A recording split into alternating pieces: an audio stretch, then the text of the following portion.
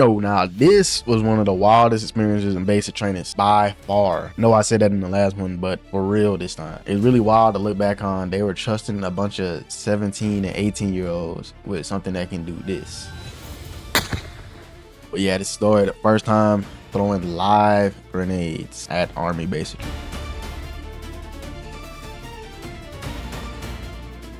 So the day known as the grenade range in basic training starts a few days before. It's a buildup of instruction, which obviously ends in you throwing an M67 frag grenade. This typically begins during white phase, or about 4 to 6 weeks in the basic training. First instruction begins with us learning how to throw a grenade. Yep, they break it all the way down to like the way you're supposed to hold it, what you're supposed to say before throwing it, like how to swing your arm, and what to do after you throw it, which is get down. So they made sure we understood that before we even looked at some real grenades. Like, you couldn't move on to the next part of training without proving that you can aim, throw, proper form a grenade at a certain distance. Now, we were using dummy grenades or fake grenades that weighed about the same as a real grenade, and you had to be evaluated a few times as a go or no-go event before you were able to move on. If you failed at this stage, they would give you another chance.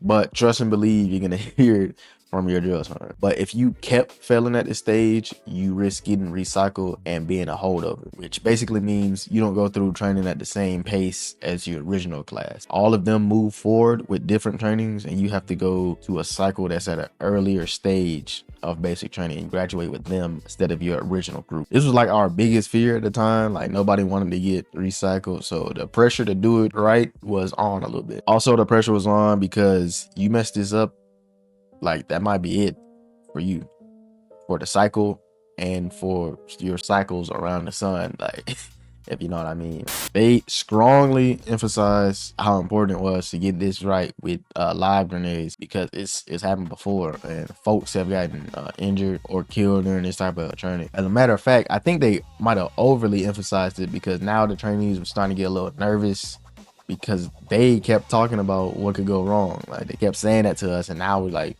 well, might go wrong. we might have been less nervous if they didn't keep saying how we might lose both legs or something, like if we did something stupid at the range. So I throw the dummy grenades the way they want it, and I think I only messed up one time with those. It's like I didn't like do like proper form or something like that. One of the small ticks they got me for the most part, like with the dummy grenades, it was 100%. I was good to go. It probably like, how do you mess up throwing a grenade? Like, just throw it. But they're looking at exactly how you're throwing it, your release.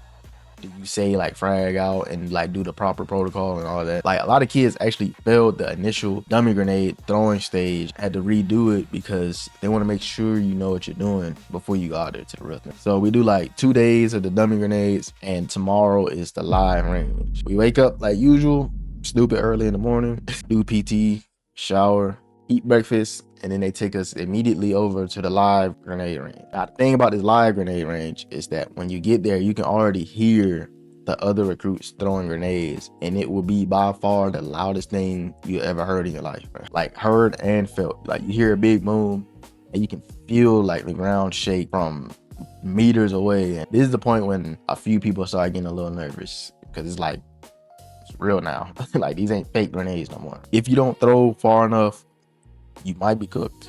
Literally. Like, literally cooked.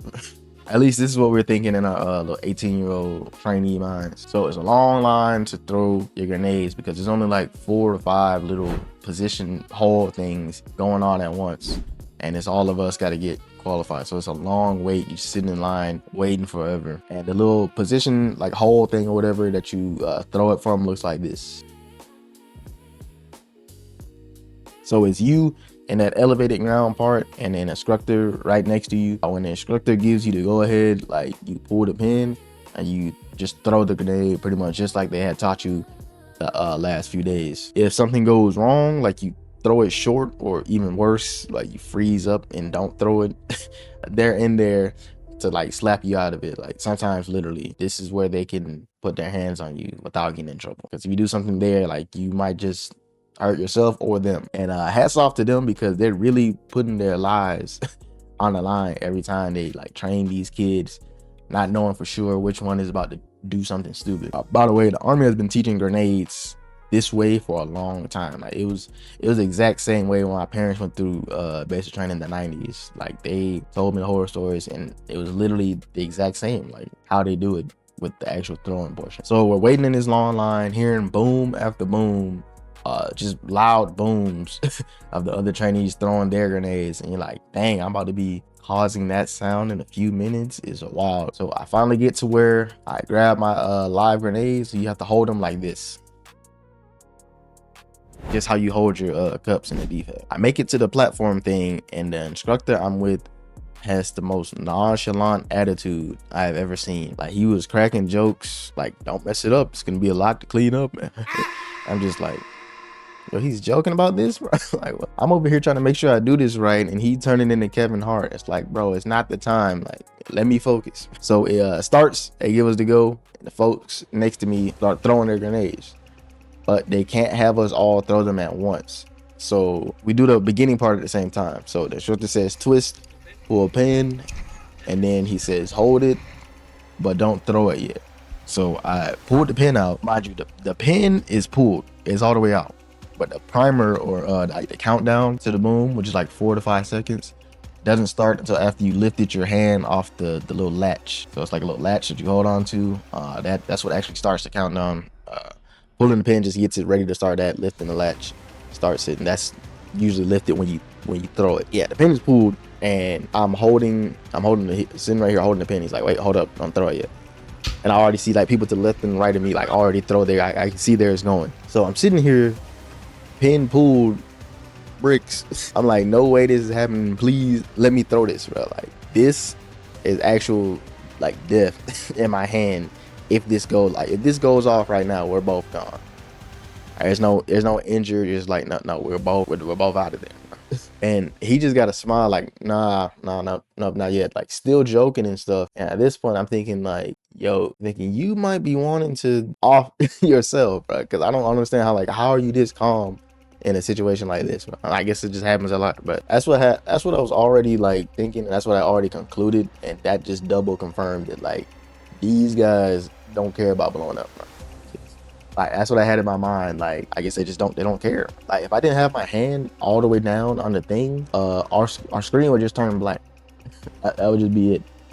You wouldn't have no sign that, like if it was like if I thought it was on there all the way, but I was actually holding like this or something. That would have been it. So it's only a few more seconds of waiting, but it felt like forever. Like and finally, dude was like, all right, send it, and I overly threw that thing like. Like get this grenade out of my hand, bro. And 4 to 5 seconds pass, and then we hear the boom. He's like, good job, next. Like this is just like a routine. Like he does this often. Wasn't really too scared. Just the only like scary part was like a little bit of holding it, having the latch like in my hand for a few extra seconds longer than everybody else did. Yeah, that was a good part. But yeah, at the end, it was definitely a relief. Like, wow, I actually did that, and I'm glad I finally did that. Now I can move on to the next phase of basic training. And oh yeah, by the way, I forgot to mention, like during this, like I said, it was white phase. So it was like 4 to 6 weeks in, and we had already been like shooting weapons at that point, like shooting on M4, like pretty much shooting on M4 every day. So we were used to loud noises and stuff like that. But this was still, this was louder than those, right? This was like the loudest thing I heard up until that point. But definitely interesting, definitely fun. Like, comment, subscribe. I'll let y'all.